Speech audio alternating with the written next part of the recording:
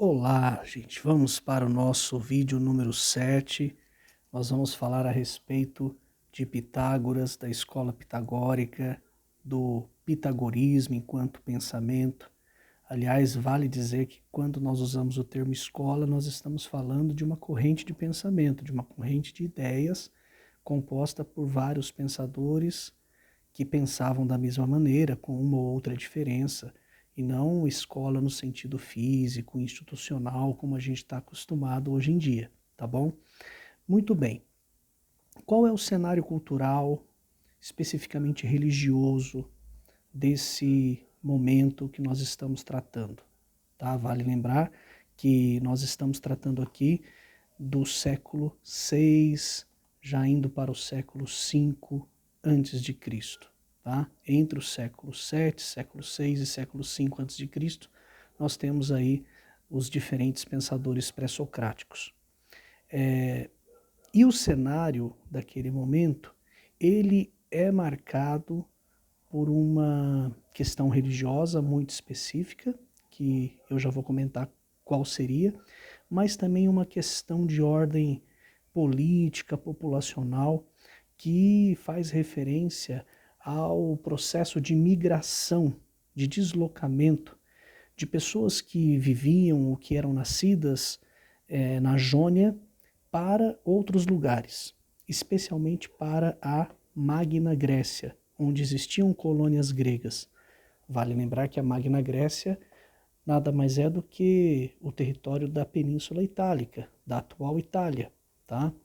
Então, existia uma migração acontecendo diante do avanço persa que oferecia essa opção de deslocamento para os jônios, né? Quando eu falo jônios, vale lembrar, eu estou falando de Mileto, eu estou falando de Samos, que é o território de Pitágoras, Mileto, dos que nós já estudamos aqui, como Anaxímenes, Anaximandro e Tales.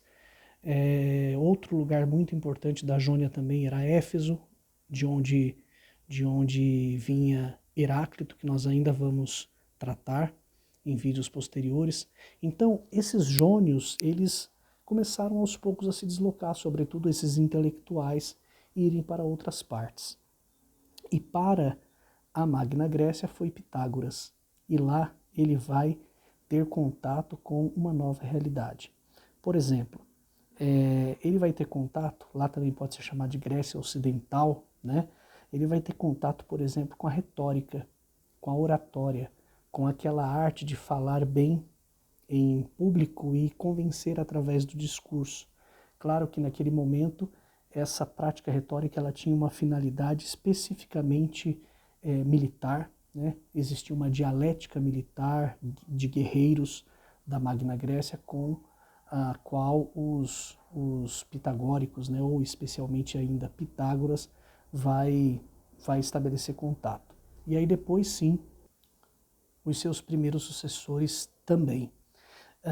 Já no aspecto religioso, que também é um aspecto importante desse processo, desse contexto sobre o qual nós estamos falando, havia um entusiasmo mítico muito forte, muito em alta naquele momento de culto a Dionísio, né, de consulta a oráculos, de crença em profecias, em revelações divinas, né? E no aspecto religioso lá da Magna Grécia, nós víamos uma realidade bem diferente da Jônia, onde predominava o culto homérico, a religião homérica, fundamentada nas narrativas de Homero, Ilíada e Odisseia, nas narrativas de Hesíodo, né, a famosa teogonia. Mas lá o que a gente via era o que na Magna Grécia? Era uma espécie de culto religioso fundamentado no culto a Dionísio, com profetas, com oráculos, com taumaturgos, com confrarias religiosas que eram espécies de reuniões de pessoas a fim de ritualizarem as suas crenças, e eles tinham como patrono, digamos assim, a figura de Orfeu.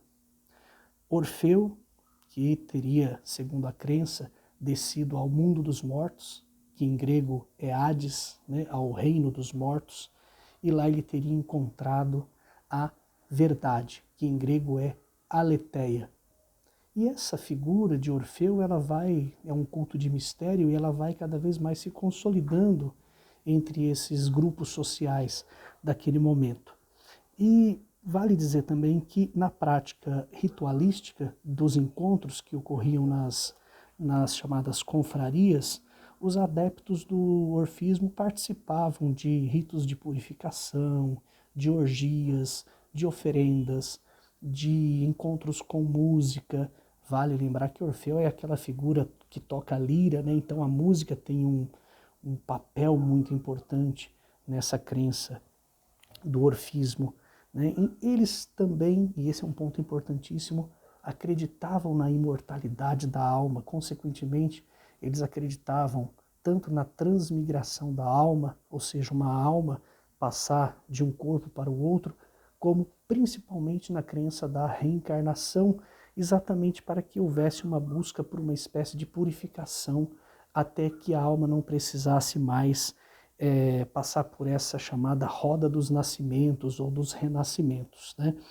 E é interessante também que eles acreditavam na existência daquilo que eles chamavam de daimon. O que era o daimon? O daimon era uma espécie de potência divina, uma entidade, um espírito que os guiava, que os acompanhava, né?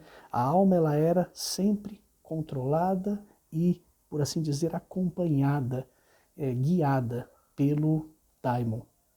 Ela era guiada, acompanhada e controlada pelo daimon, que era uma espécie, se nós fôssemos usar uma terminologia do cristianismo, uma espécie de anjo da guarda, mais ou menos a mesma coisa, tá? Mas com outro sentido, naturalmente, tá? Essa busca por uma espécie de pureza, de uma alma purificada, vai se dar por meio de uma vida espiritualmente elevada, fundamentada na chamada prática da ascese. Veja bem, a ascese, gente, ela vai aparecer com muita força na filosofia nas correntes helenísticas, depois de Aristóteles com os estoicos, com os epicureus, com os céticos, depois no cristianismo também, lá no século 3, 4 depois de Cristo, né, lógico, com as primeiras correntes monásticas. A gente pode dizer que existia também uma prática ascética proposta na religiosidade e na filosofia hindu, budista. Mas aqui nós temos entre esses adeptos desse orfismo, dessas religiões de mistério, uma espécie de ascese sendo proposta. Por quê? Porque ela mostra exatamente a importância que eles davam a uma espécie de prática meditativa silenciosa, de contemplação, ou seja, contemplar tem a ver com a ideia de ver, né, de teoria, não teoria no sentido científico que a gente vai aprender depois, mas na ideia de você ver e buscar dentro de si mesmo algum significado, alguma importância, algum valor, tá? Por isso que, junto com a ascese, com a contemplação, vem uma outra terminologia nessa tradição religiosa de mistério, que é a catarse, que significa purificação, purgação, essa busca pela pureza. Então, em síntese, a religião deixava de ser marcada pelo culto dos deuses tradicionais, numa forma de exterioridade, de culto exterior, para ser substituída aos poucos por uma experiência religiosa da interioridade, né? Uma religião da interioridade, do olhar para si, da introspecção, da ascese e da purificação da alma. Tinha mais a ver com isso. E esses cultos de mistério cresciam cada vez mais nas colônias gregas do século VI a.C., ressignificando os antigos e tradicionais cultos a Dionísio, a Apolo de Delfos. Aliás, vale lembrar, né, a famosa frase que tinha na fachada do templo, a fachada frontal do templo de Delfos, famosa frase inscrita na pedra, né, conhece-te a ti mesmo, que depois seria atribuída a Sócrates, mas que certamente não era dele, né, não era uma frase de autoria dele, se é que ele alguma vez mencionou essa frase. E se mencionou, teria mencionado muito mais fazendo referência ao conhecimento que ele tinha a respeito desse convite que existia para quem estava entrando no templo de Delfos, para, antes de mais nada, olhar para si próprio, olhar para si, fazer um exercício introspectivo. E, conjuntamente, junto com esse convite à introspecção, ali, naquele momento, se formava aquilo que vai ser chamado de sofrosine, que significa nada mais, nada menos do que prudência, temperança, uma espécie de moderação, de vida moderada. Tá? Então, talvez vocês estejam perguntando, o que isso tem a ver com Pitágoras? Né? Só o fato de ele ter chegado lá e lá existir esse tipo de religiosidade? Não.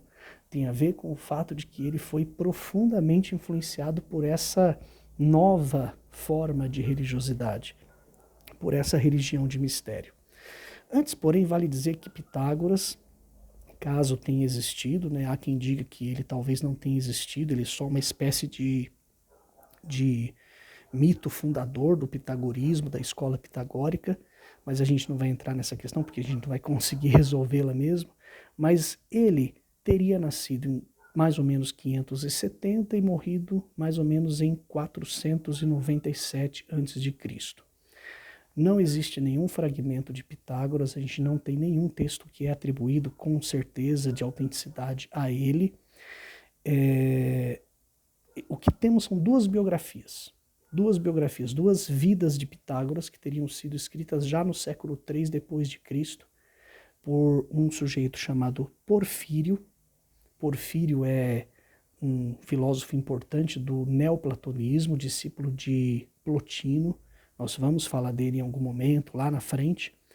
E um outro chamado Jâmblico também. Ambos ali do século III para o século IV da nossa era. Eles é que teriam escrito as biografias de Pitágoras mais antigas de que nós temos notícia. Pode ser que outras tenham existido, mas é muito provável que não, senão fatalmente elas teriam sido citadas ou por eles ou por outros.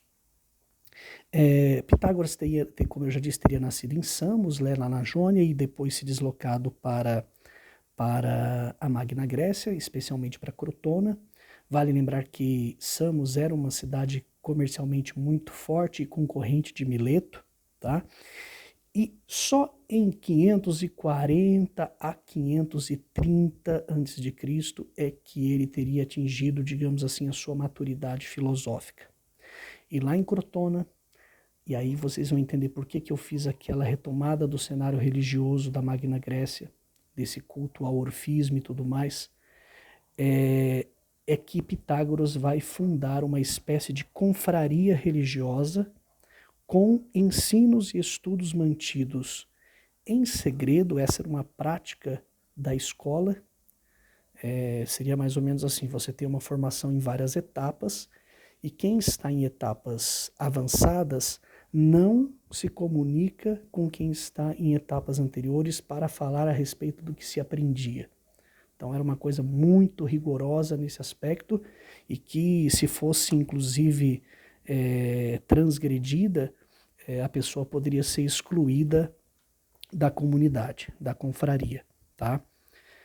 Muito bem, o objetivo dessa confraria que o Pitágoras vai fundar era oferecer aos adeptos uma satisfação da alma que a religião tradicional, oficial, não podia propiciar. No entanto, o deus dos pitagóricos, dos chamados pitagóricos, que são os membros da confraria fundada por Pitágoras, era Apolo. Apolo, normalmente a gente sabe, está relacionado ao espírito da racionalidade, e não Dionísio, que normalmente é associado à ideia da tragédia, né, ao espírito trágico.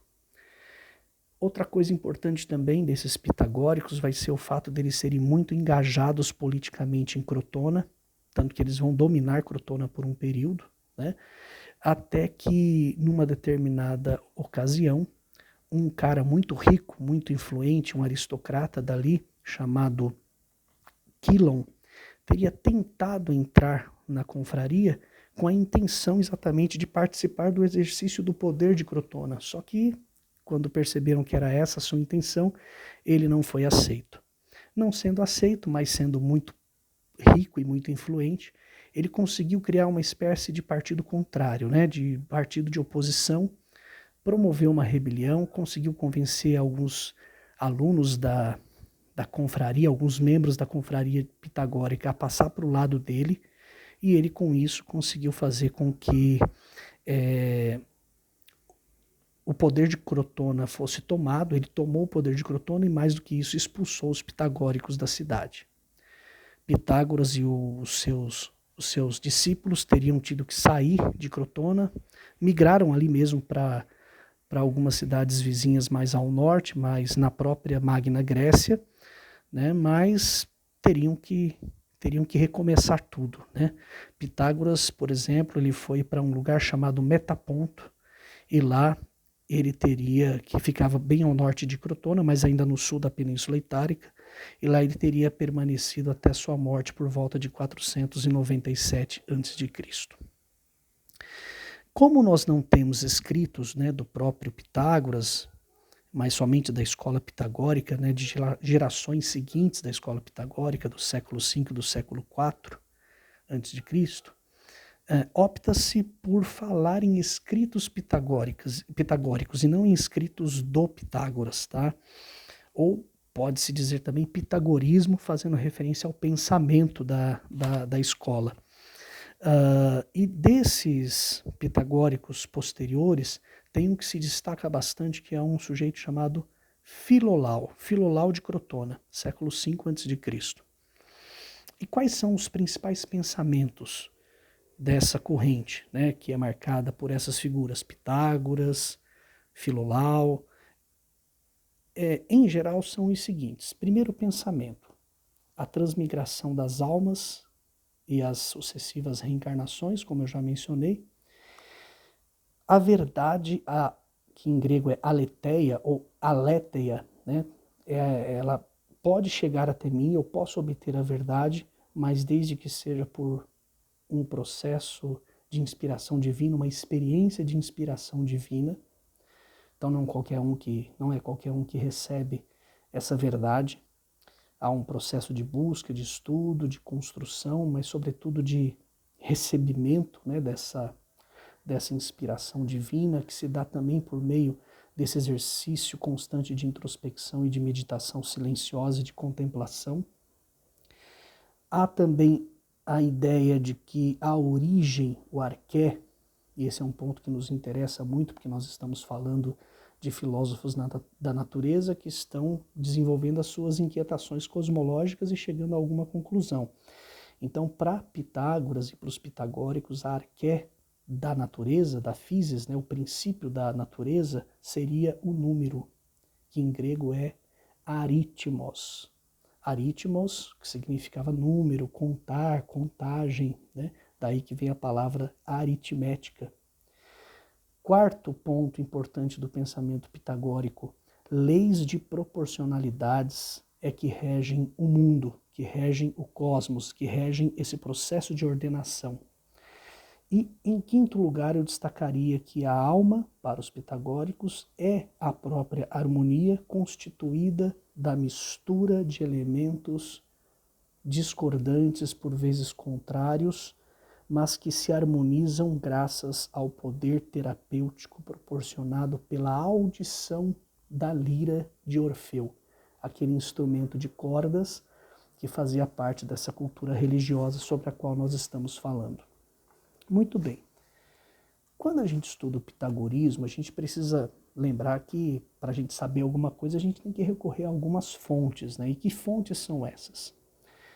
Em primeiro lugar, os fragmentos dos pitagóricos, né? Pitagóricos como o já citado Filolau de Crotona, mas também tem um menos citado, mas também importante, também matemático, chamado Arquitas de Tarento, ou Arquitas de Tarento, né? Eu costumo ver Arquitas, na maioria das vezes, acentuado o nome dele, e o médico Alquimeão de Crotona. Esses são os nomes mais conhecidos.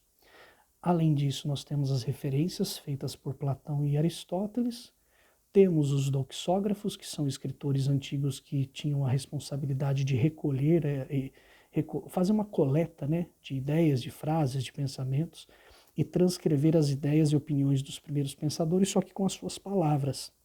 Isso é que é a chamada doxografia. E eu separei aqui algumas frases que estão citadas na obra da professora Marilena Chauí, que eu já tenho citado para vocês com bastante frequência, desde os nossos primeiros vídeos, e que eu acho que é importante vocês conhecerem, tá? E tem uma em especial que é exatamente aquela que é autenticamente de Aristóteles. Bom, as primeiras são frases curtas, tá?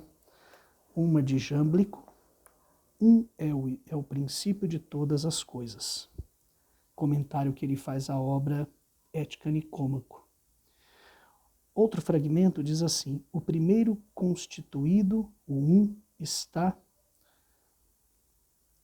no centro da esfera e chama-se lar, de Estobeu. E num outro fragmento, também atribuído a Filolau, nós lemos a seguinte frase: a harmonia é a unificação de muitos misturados e a concordância dos discordantes. Reparem no primeiro: um é o princípio de todas as coisas. Guardem isso, porque nós vamos entender o que ele quer dizer com essa importância do número 1. O que é o número 1 para a tradição pitagórica?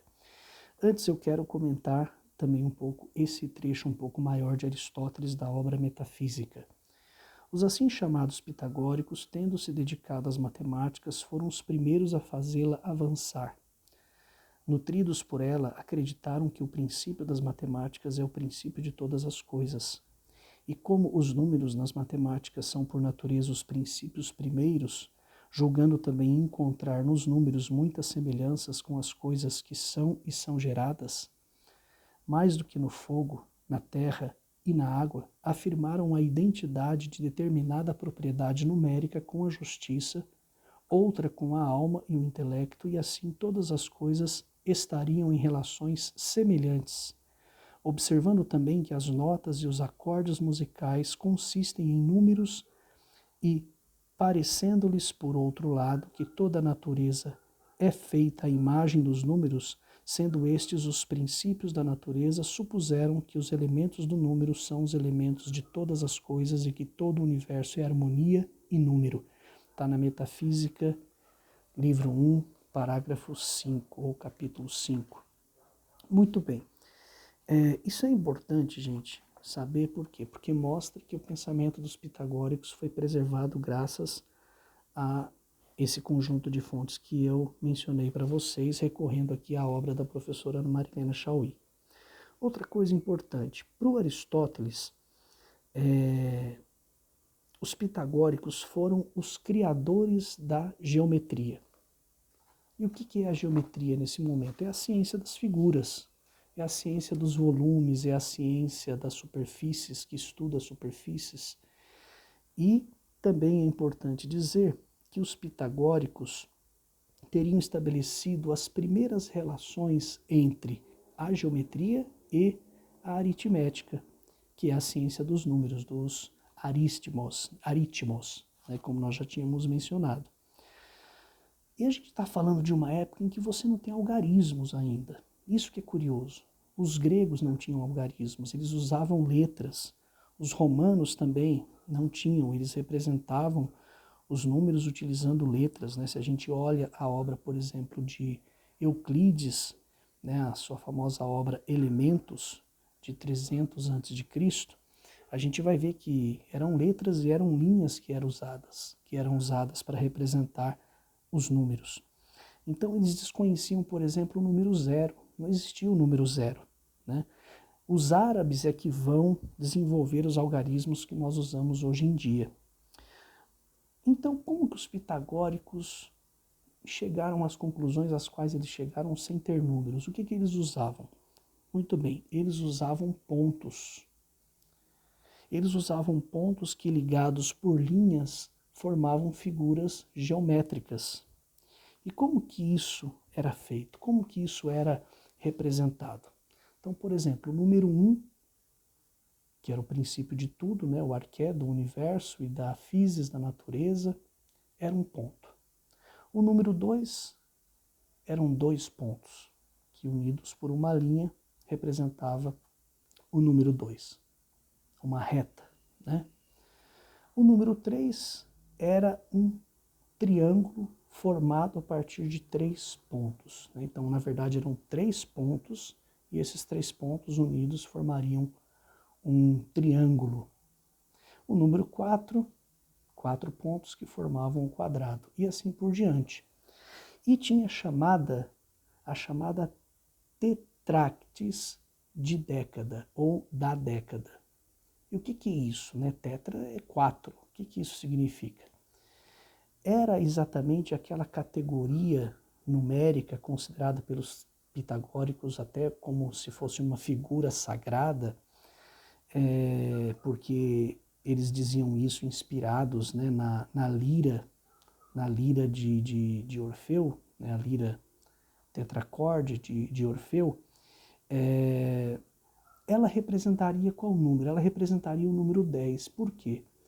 Porque elas formavam um triângulo, né? Cada lado do triângulo é um triângulo equilátero, portanto, cada lado do triângulo teria o mesmo número de pontos, no caso, eram 4 pontos em cada lado, e um ponto no meio, portanto, 10 pontos, certo? Portanto, 10 pontos, contando com o número no centro.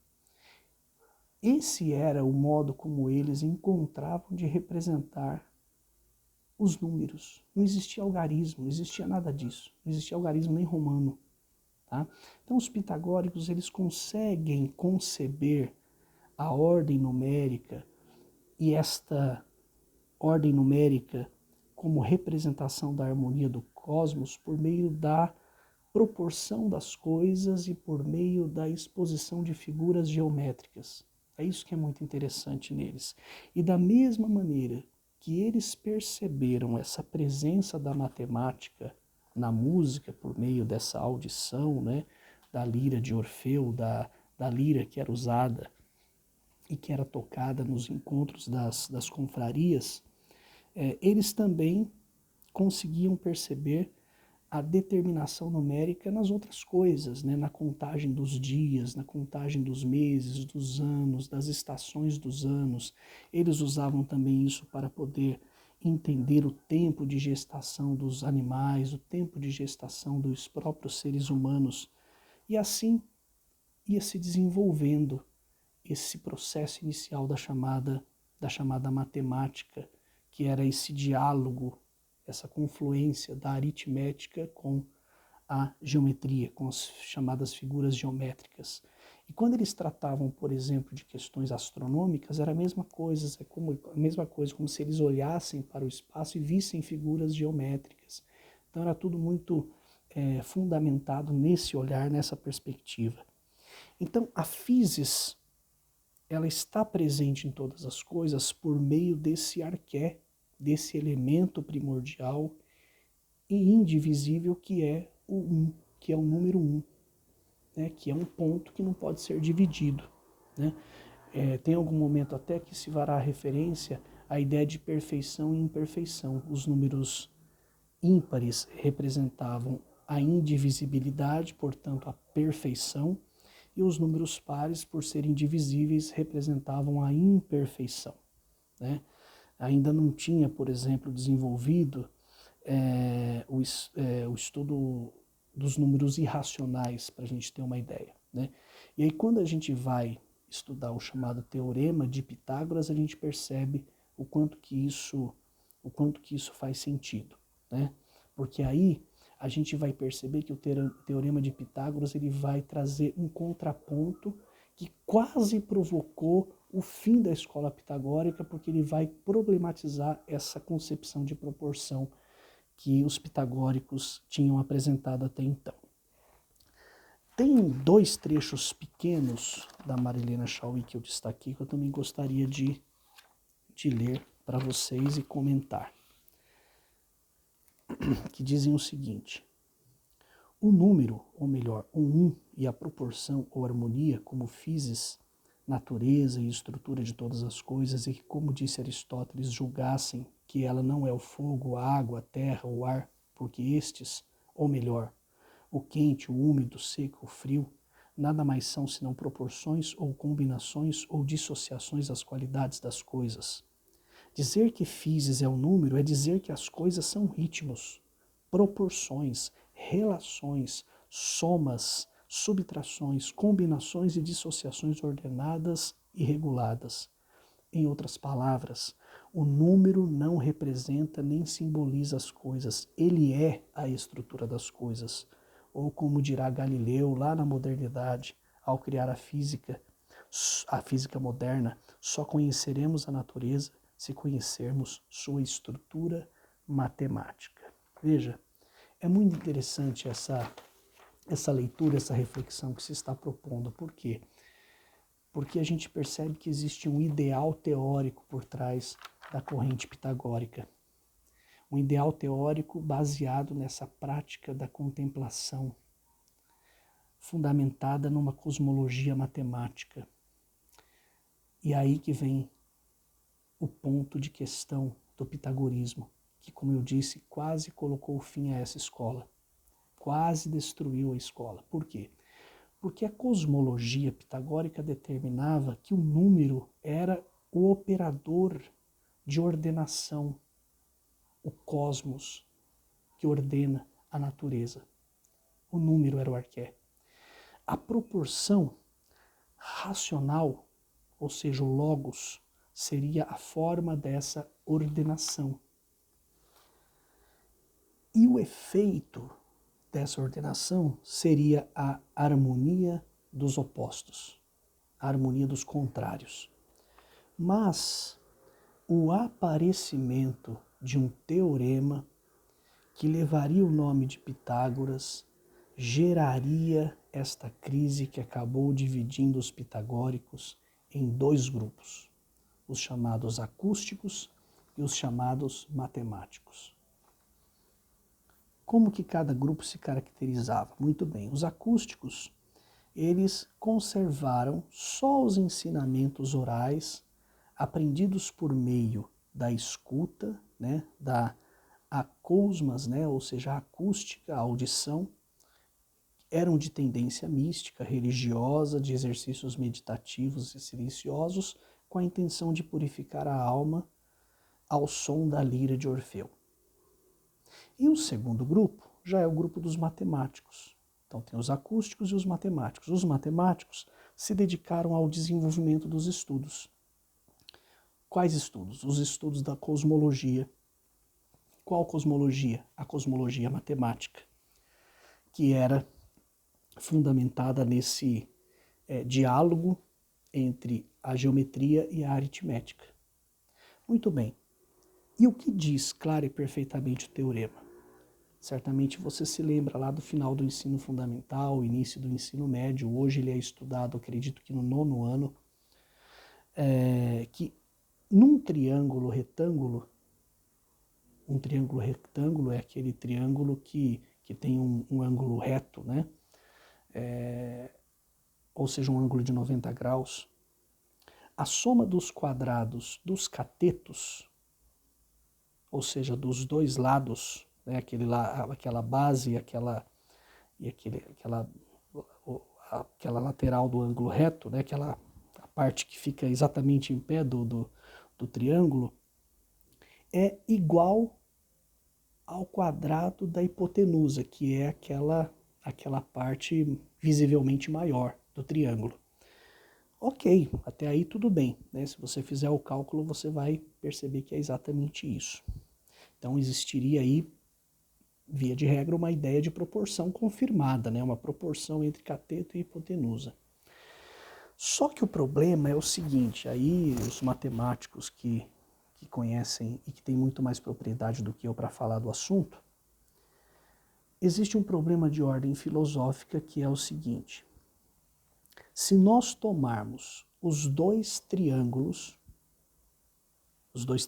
retângulos, né, como eu disse, formando um quadrado, tendo a hipotenusa, no caso, portanto, como diagonal desse quadrado, já não haverá proporção numérica entre eles, não sendo, portanto, comensuráveis. E com isso constata-se que há algo no cosmos que escapa da chamada ordem matemática universal, colocando em questão, portanto, a cosmologia pitagórica, porque coloca em questão a ideia de proporcionalidade.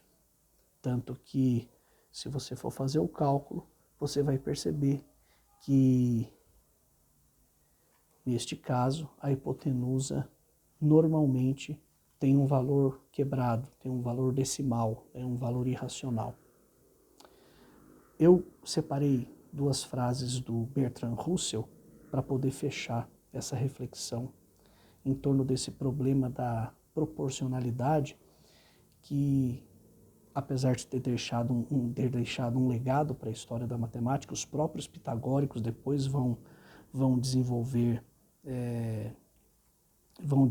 uma teoria em torno dos chamados números irracionais, mas foi suficiente para colocar em xeque o problema tanto da proporcionalidade como da hipótese de que o número 1 é o arqué de todas as coisas. Vamos lá. Nenhum número quadrado pode ser desdobrado em dois números quadrados iguais. Daí o problema não poder ser resolvido por meio do que chamamos de números racionais. A diagonal do quadrado, que no caso é a hipotenusa, é incomensurável com o lado. Para resolver o problema, nós precisamos do quê? Nós precisamos de uma teoria de números irracionais, que naquele primeiro momento não existia e que só seria desenvolvida depois por provavelmente pitagóricos, né? Ou sucessores, ou discípulos, ou seguidores da escola pitagórica de outras épocas. E uma outra frase que também me chamou muita atenção do Bertrand Russell, no seu livro sobre a história do pensamento ocidental, é quando ele diz que um triângulo isósceles, né, ou seja, aquele triângulo que tem dois lados iguais, apenas dois lados iguais, né, o que tem os três lados iguais é o equilátero. Num triângulo isósceles, cujos lados A e B formam um ângulo de 90 graus, um ângulo reto, tem uma hipotenusa que não pode ser expressa como número racional. E é só você fazer o cálculo e você vai perceber. Então, vai por água abaixo toda aquela ideia de proporcionalidade que era usada como justificativa pelos pitagóricos para dizer que o número é o princípio de todas as coisas. Mais uma vez, quero dizer o que eu disse lá atrás, quando começamos a estudar os pré-socráticos, especialmente quando eu falei de Tales. O nosso interesse aqui não é dizer quem está certo e quem está errado. Aliás, a maior parte deles acabou sendo comprovado depois que não estavam corretos. Mas o que nos interessa aqui é a inquietação cosmológica desses pensadores em tentar encontrar uma explicação para o princípio de tudo.